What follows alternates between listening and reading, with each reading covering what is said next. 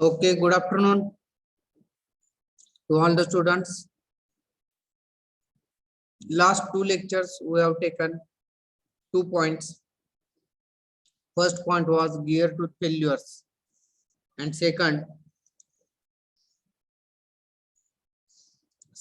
is gear materials.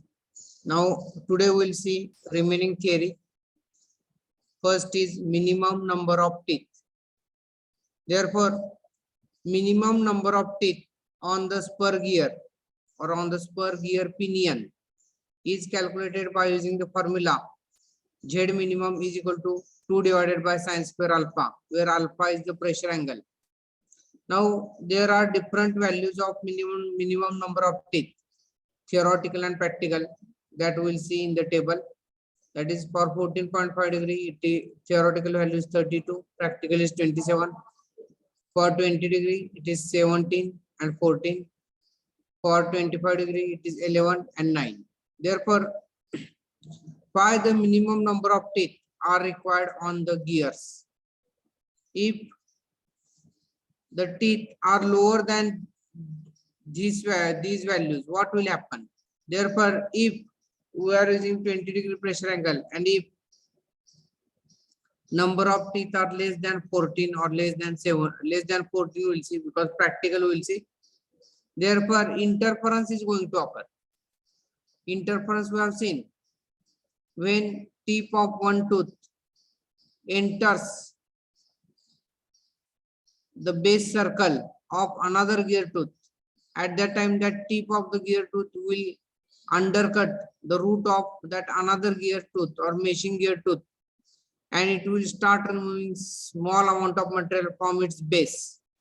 Therefore, you are knowing, if material is removed from the base, definitely that gear tooth is going to become weak.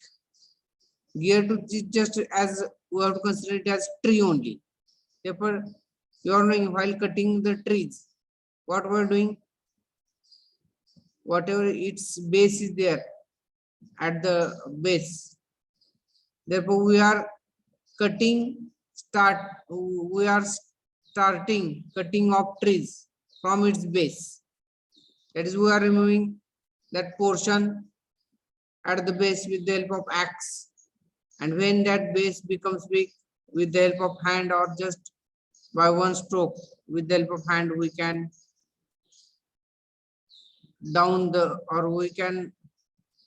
cut down the trees. Therefore, this minimum number of teeth are required to avoid the interference. Already I have explained what is meant by interference. Therefore, this is the significance of minimum number of teeth. Now next is face width. Now face width you have seen. I will show this. See that this is the face width. Face width means what? It is the width of gear tooth measured parallel to its axis. Therefore, what is the minimum face width? What is the maximum face width? That we will discuss. Or if face width will increase, face width will decrease, what will happen? That we will discuss. Therefore, face width in the design of gears, it is required to express face width in terms of module. In the Lewis equation, it is assumed that the tangential force PT is uniformly distributed over the entire face width. If the face width is too large, there is a possibility of concentration of load at one end of the gear tooth due to number of factors like misalignment, elastic deformation of shafts, and warping of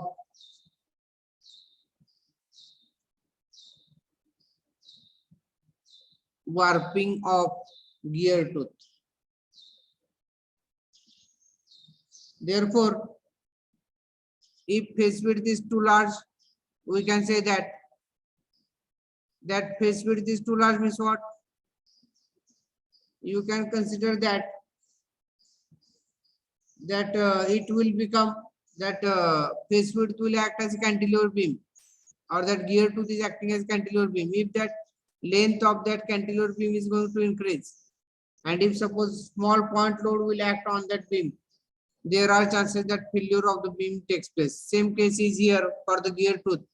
If the face width is too large and if load will be concentrated at one end, then there is possibility that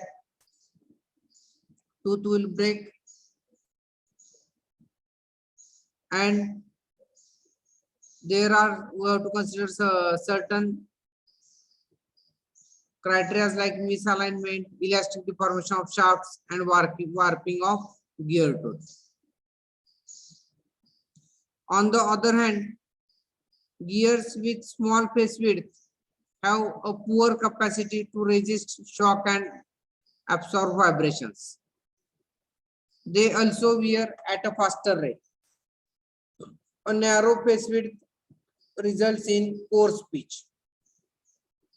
In practice, the optimum range of face width is denoted by letter B, that is 8 times module 8 m less than B less than 12 m. Therefore, our face width must not be less than 8 times module or should not be greater than 12 times module. Generally, face width is considered as 10 times module. In the preliminary stages of gear design, the face width is assumed as 10 times of module. Therefore, this is the equation of the face width, that is B is equal to 10 m.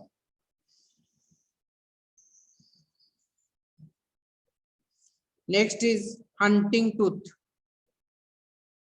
Next is hunting tooth. Therefore, hunting tooth means what? Now you just see there is, first of all, I will read this, and after reading again I will explain. There is a concept of hunting tooth for uniform distribution of tooth wear. Suppose ZP is equal to 20, that is minimum number of teeth on pinion, and ZG is equal to 40, that is teeth on gear or teeth on wheel. Then what is the gear ratio? Gear ratio is 2:1 or 2:1 only. Then after every 2 revolutions of the pinion, the same pair of teeth will engage. After every same pair of teeth, the teeth will engage. Now,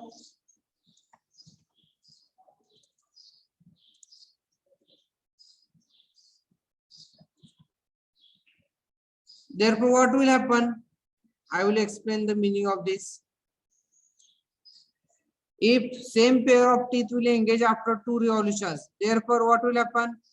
After every two revolutions, that same teeth will come in contact with each other, and you are knowing when that contact increases, wear and tear of the gear teeth takes place. Wear and tear of the gear tooth surface takes place. Therefore, if wear and tear will take place, you are knowing that life of the gear becomes smaller or life of the gear reduces, and there are chances that at certain time, at certain point of time, that gear tooth will break and we have to replace the whole gearbox. Please remember that if that gear will break, gear tooth or gear will break, we have to replace the whole gearbox, because you are knowing that when two gears are in contact with each other, their circular pitch must remain same. Their circular pitch must remain same. Then and then they will be in contact with each other. Therefore, now this is the first condition. If ZP is equal to 20, ZG is equal to 40. Now second condition, if however we take ZP is equal to 20 and ZG is equal to 41, the pinion will rotate 41 times before the same pair of teeth will engage again. Means what? If ZP is equal to 20 and ZG is equal to 41, means what we have done? We have increased the one gear tooth on the gear wheel. Therefore, if what will happen, if one tooth will come with contact with another gear tooth. Tooth of pinion will come in contact with another gear tooth of the wheel. Therefore, what will happen? The same pair of gear teeth will come in contact after 41 revolutions. That means every time that same pair of teeth, or in earlier case, what was there? After every two revolutions, that particular pair is coming in contact with each other. But here, if we now here we have increased the one gear tooth on gear wheel, that is ZG is equal to 41. Therefore, what will happen? That particular gear teeth pair will come in contact after 41 times. Means what? Earlier that particular gear teeth pair are coming in contact after 2 revolutions. Now they are coming in contact after 41 revolutions. Means what? We can say that wear and tear of the gear tooth surface is uniformly distributed. Is uniformly distributed. That is, there will be less wear and tear of the gear tooth surface if we provide one extra tooth on the gear wheel. Therefore, this extra tooth is called the hunting tooth.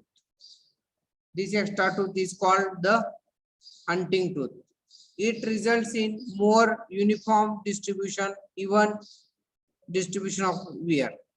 It results in more even distribution of wear. Therefore, this is the concept of hunting tooth. Now, next is this force analysis. Therefore, please draw the diagram. Force analysis.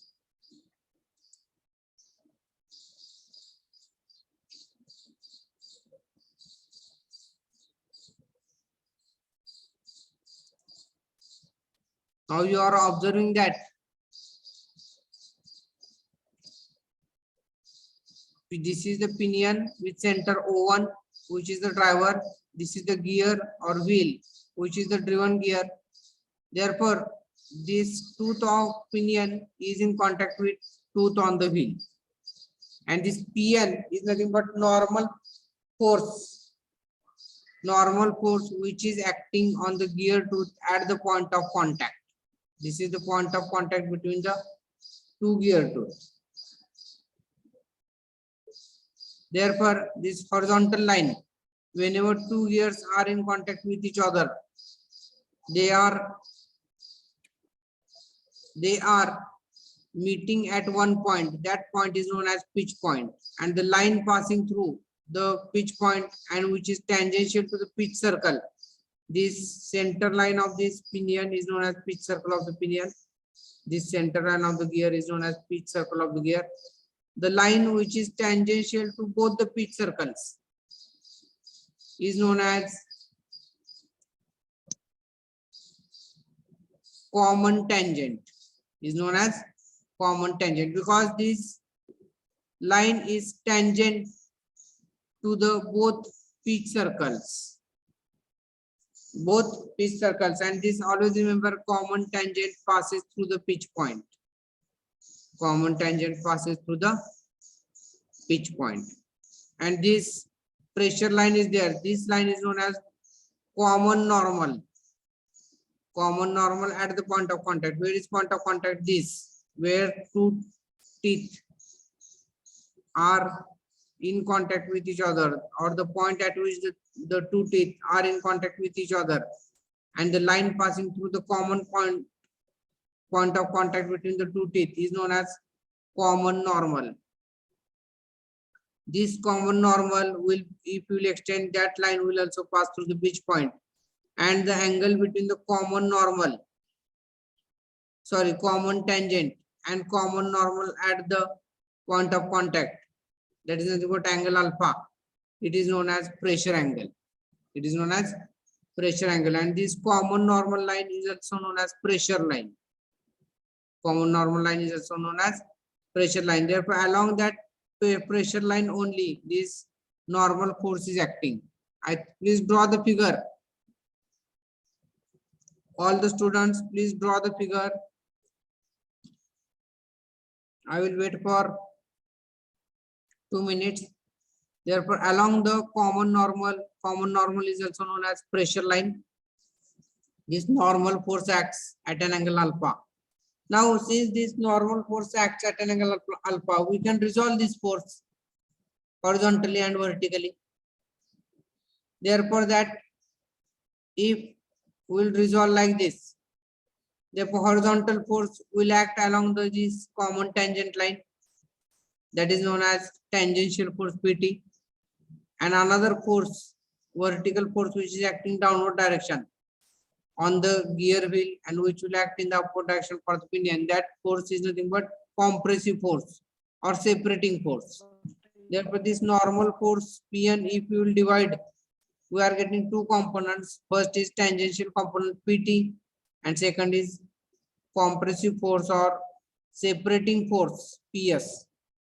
Therefore, in gears, power is transmitted by means of a force only by the tooth of the driving gear on the meshing tooth of the driven gear.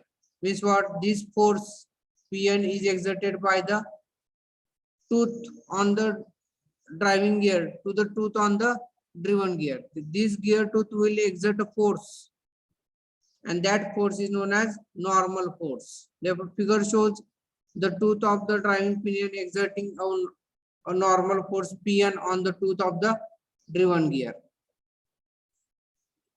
Therefore, according to the fundamental law of gearing, this resultant force Pn, according to the fundamental law of gearing, this resultant force Pn always acts along the pressure line. This resultant force Pn always acts along the pressure line. Therefore, see that here resolution is there. How that normal force Pn is resolved. See that first of all we have considered this. Therefore, this is Pn.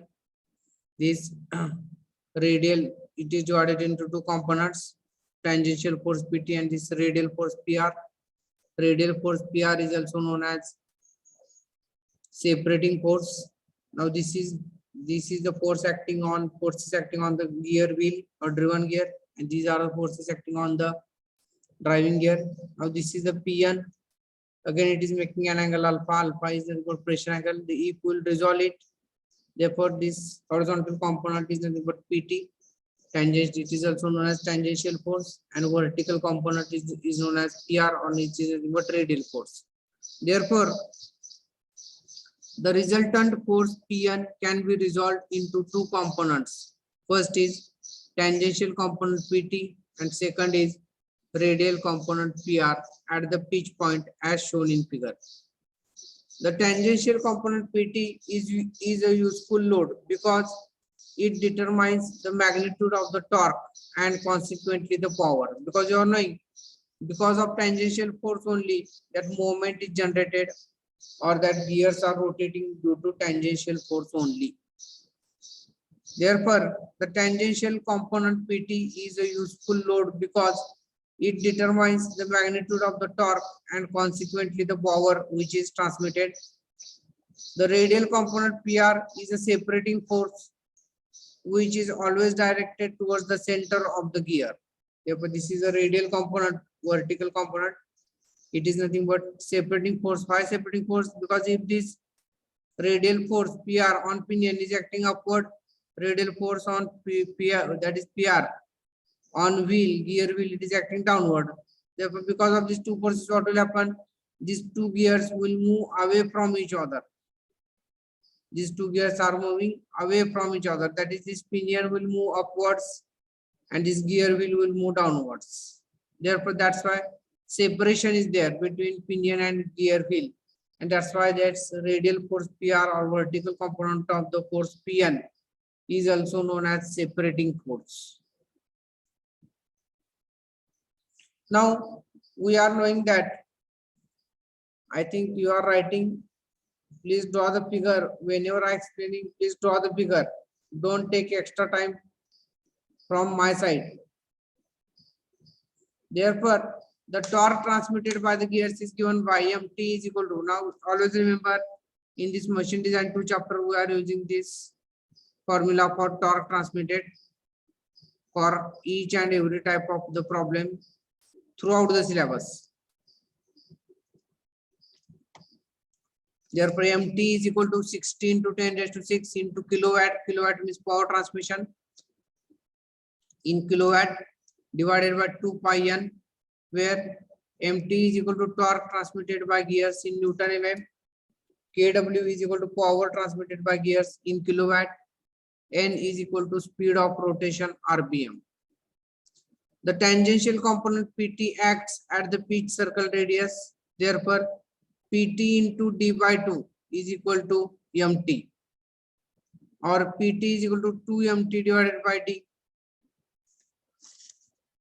This is one formula, and from figure now since this is the angle alpha and this is the right angle triangle, what will be the tan alpha? Tan alpha is equal to, sorry, sin alpha.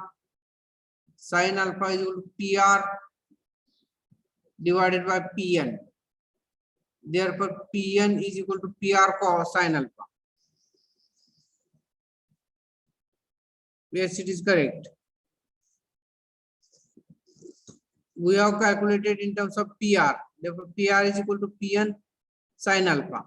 Similarly, since this is the angle alpha, this will be the angle alpha, we can calculate PT, tangential force. Therefore, how to calculate tangential force? In terms of Pn. Therefore, tangential force cos alpha is equal to PT divided by, sorry, PT divided by Pn. Therefore, PT is equal to Pn cos alpha. See that PT is equal to Pn cos alpha. Therefore, Pn is equal to PT divided by cos alpha. This is the force analysis. Therefore, the above analysis of the gear tooth force, I think you have written. Please write. I will wait for 1 or 2 minutes.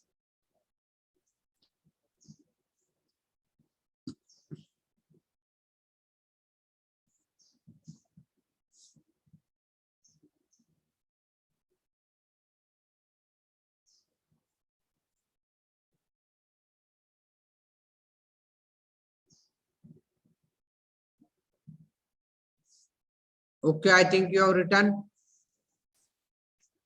Therefore, the above analysis of the gear tooth force is based on the following assumptions. First, as the point of contact moves, the magnitude of the resultant force Pn changes. This effect is neglected in the above analysis. Second, it is assumed that only one pair of teeth takes the entire load at times. There are 2 pairs which are simultaneously in contact and share the load. This aspect is neglected in this analysis. And next, the analysis is valid under static conditions. That is when the gears are running at very low velocities. In practice, in dynamic force, in addition to force due to power transmission, the effect of this dynamic force is neglected in the analysis. Therefore, these are the 4 important criteria based on which our that force analysis depends. Now, next part is the beam strength of gear tooth. Therefore, from this point, our actual chapter has started. Therefore, write down the expression, draw the figure.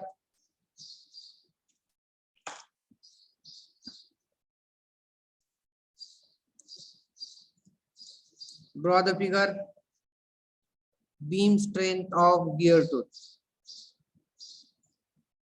The analysis of bending stress in gear tooth was done by Wilfred Lewis in his paper, The Investigation of the Strength of Gear Tooth.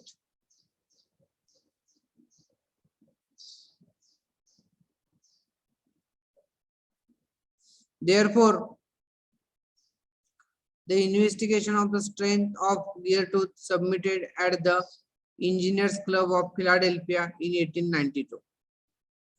Everybody, or even today, the Lewis equation is considered as the basic equation in the design of gears. In the Lewis analysis, the gear tooth is treated as a cantilever beam. The tangential component, force component PT, causes the bending or bending moment about the base of the tooth. The tangential component, see that this tangential component causes the bending moment at the root or at the base of the tooth. How? This tangential component PT, it is divided by here. We will take only single point. Therefore, PT divided by 2. PT into B divided by 2. And it is acting at a height h. Therefore, if you will take moment, what will happen? PT into MT divided by, torque transmitted, or this moment is equal to PT into H. PT into H. Therefore, the tangential component PT causes the bending moment about the base of the tooth. Therefore, you are knowing that whenever we are deriving any equation, we have to make certain assumptions. Otherwise, you are knowing why we are making assumptions. Every time that environment or authority is not critical, or it is not, whatever equations we are deriving, if we are going to place that equation in the society, they will do the mockery of the system. That's why we are making some assumptions. Why assumptions we are making? That we have not considered this condition, because if this condition we will consider, that thing will happen. Like that, answers you have to give for the justification. And that's why, to check economic stability, we have to consider always assumptions. Every now and then we are making some assumptions. Therefore, first assumption is the effect of the radial component PR, which induces compressive stress, is neglected. That radial component PR already I have shown you in figure. It is acting towards the center. See that this vertical component PR, it is acting towards the center. Therefore, next is, it is assumed that only one pair of teeth takes the entire load. At times, there are two pairs which are simultaneously in contact with each,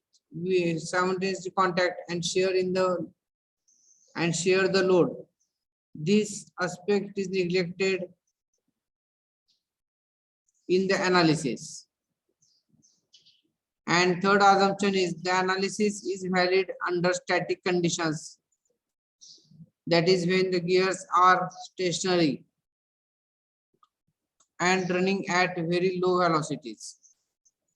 If in practice there is dynamic force in addition to force due to power transmission, the effect of this dynamic force is neglected in the analysis. Therefore, these are some assumptions of the Lewis equation, or we can say that beam strength equation.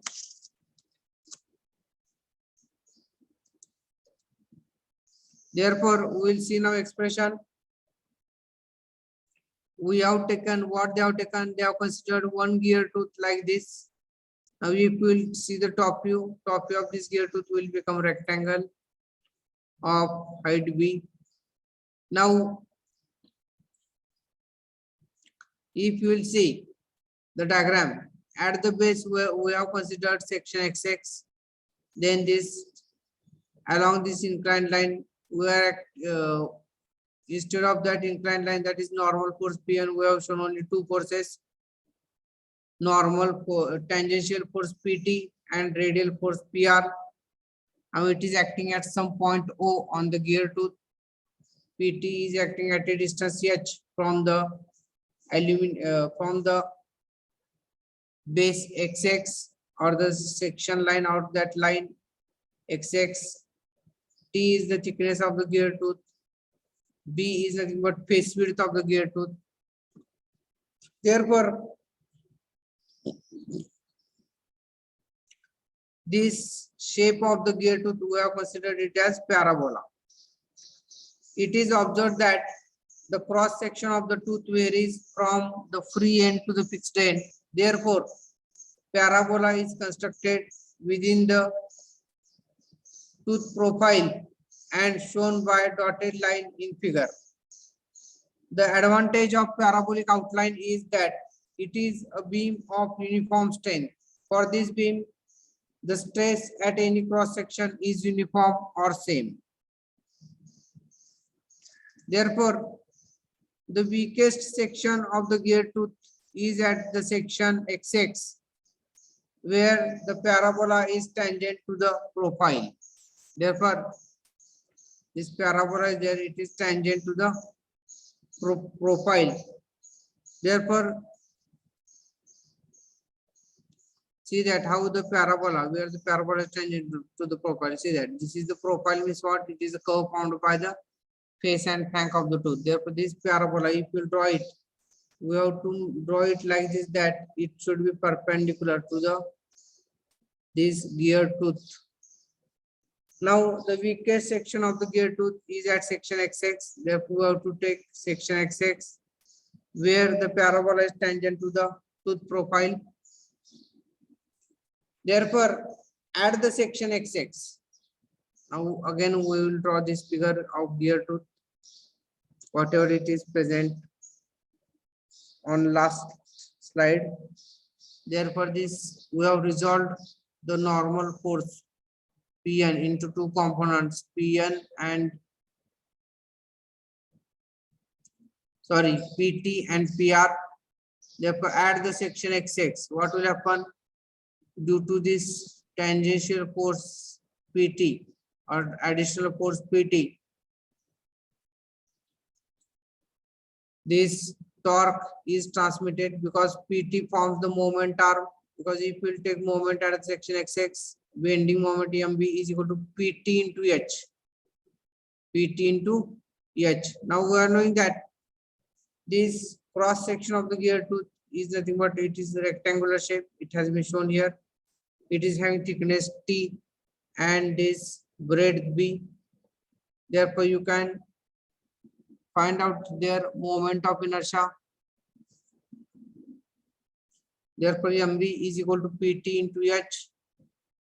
Now, I, we are knowing I means moment of inertia. It is nothing but BT cube divided by 12. And this neutral axis will lie at a distance of 1/2. Therefore, y is equal to 1/2 of that distance. Now, whatever these three formulas are there, we'll substitute all the values in only one formula, that is what bending equation or bending stresses. The bending stresses are given by sigma b is equal to mb y divided by I. Now we can substitute the values. Mb is nothing but what? Pt into H.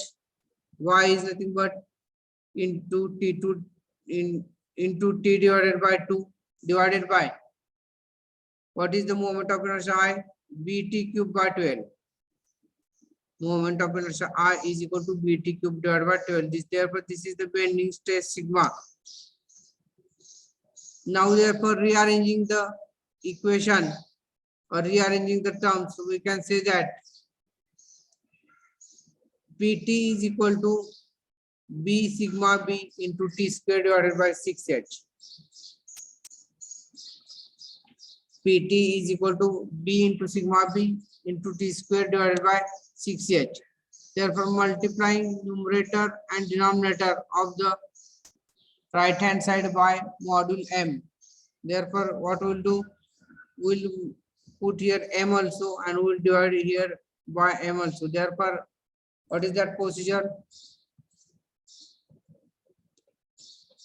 What is that procedure is called in mathematics? Can you tell me?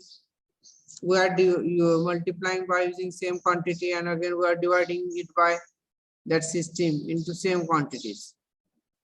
Therefore, that's why to bring that Lewis equation into form, we have to multiply by m in the numerator and divided by m in the denominator. Therefore, defining a factor y is equal to t squared divided by 6hm.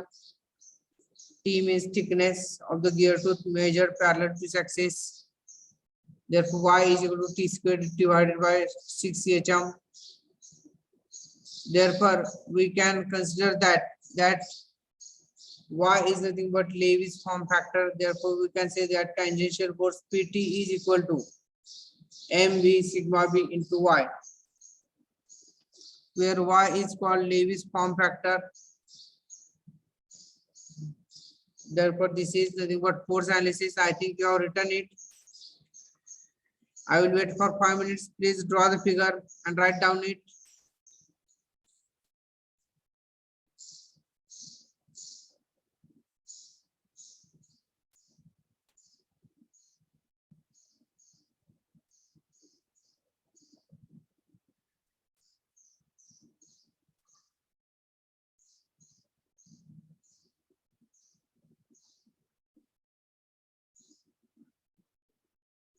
Therefore, I think you have drawn the figure.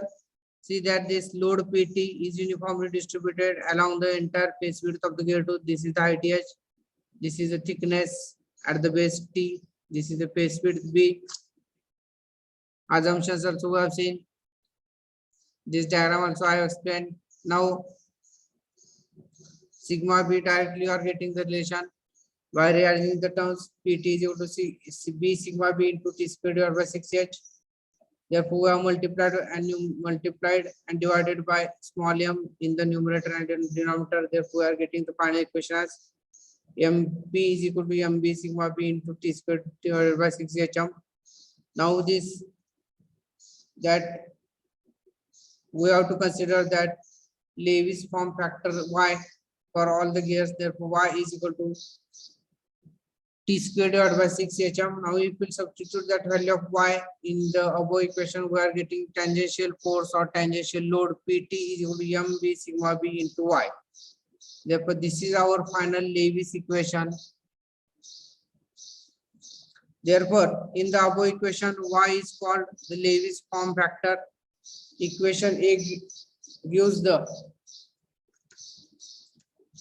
relationship between the tangential force Pt and the corresponding stress sigma b. That stress is nothing but bending stress. Why it is known as bending stress? Because if load will act, this cantilever beam or gear tooth, which is acting as a cantilever beam, it will bend in between middle, or failure of this gear tooth takes place in between middle. That's why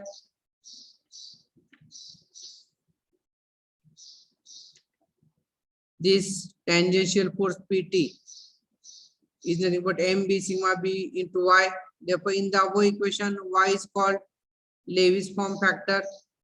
Now, equation A gives the relationship between the tangential force Pt and the corresponding bending stress sigma b. This equation Pt is equal to mb sigma b into y. It gives the relation between Pt and sigma b. Now, when the tangential force is increased, that is value of Pt will increase. That means value of normal force Tn will also increase. Therefore, the stress also increases. When the stress reaches the possible or the permissible magnitude of bending stress, the corresponding force P2 is called the beam strength. That is, if the force exerted by the tangential force will remain same as that of the permissible magnitude of the bending stress, then this tangential force Pt is called as the beam strength. Therefore, the beam strength SB is nothing but beam strength. It is the later used to denote the beam strength. Therefore, the beam strength SB is the maximum value of tangential force that the tooth can transmit without bending failure. Therefore, replacing PT by SB, we are getting the equation SB is equal to MB sigma B into Y, where SB is equal to beam strength of gear tooth in Newton, sigma B is equal to permissible bending stress in Newton per mm square, and this equation SB is equal to MB sigma B into Y, this equation is known as Lewis equation. Now, the values of Lewis form factor Y, because MB sigma B into Y is there. For 20-degree full depth involute system are given in table 3. Therefore, these are the various values of the Lewis form factor Y for different number of teeth. Therefore, I will just read the table. This table consists of 2 columns mainly. First is minimum number of teeth Z, and second is that Lewis form factor. Then now I will read it. For Lewis form factor 15, sorry, for number of teeth 15, the Lewis form factor Y is equal to 0.289. Similarly for 16, 0.295, 17, 0.308, 18, 17.302, 18.308, 19.314, 20.320, 21.326, 22.330, 23.333, 24.337, 25.340, 26.344, 27.348, 28.358, 29.355, 30.358, 32.364, 33.367, 35.373, 36, 37, in that is 0.380, 39.386, 40.389, 45.399, and 50.300. Therefore, for 50.408, for 45.399, for 55.415, for 60.421, 65.425, 70.429, 75.433, 80.436, 90.442, 100 for 0.446, 150.458, 200.463, and therefore for rack cutter the Lewis form factor value is 0.484. Therefore, these are the different values of the Lewis form factor we have to take into consideration while solving the problem.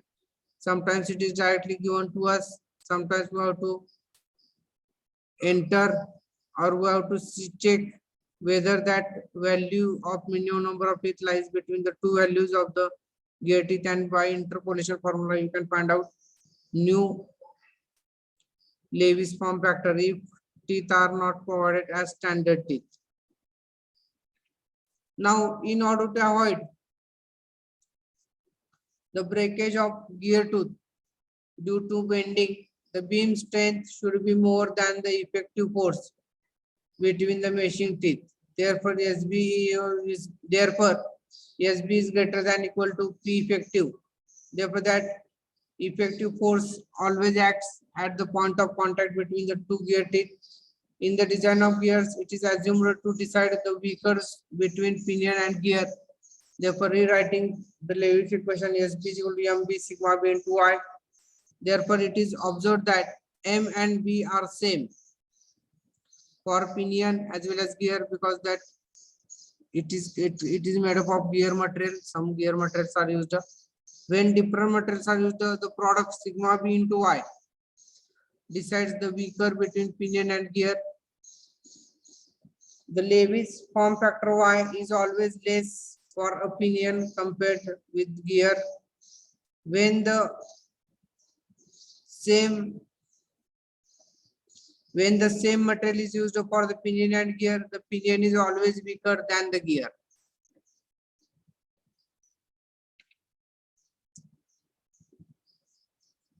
I think we'll stop here. Let me take your attendance. Please don't leave.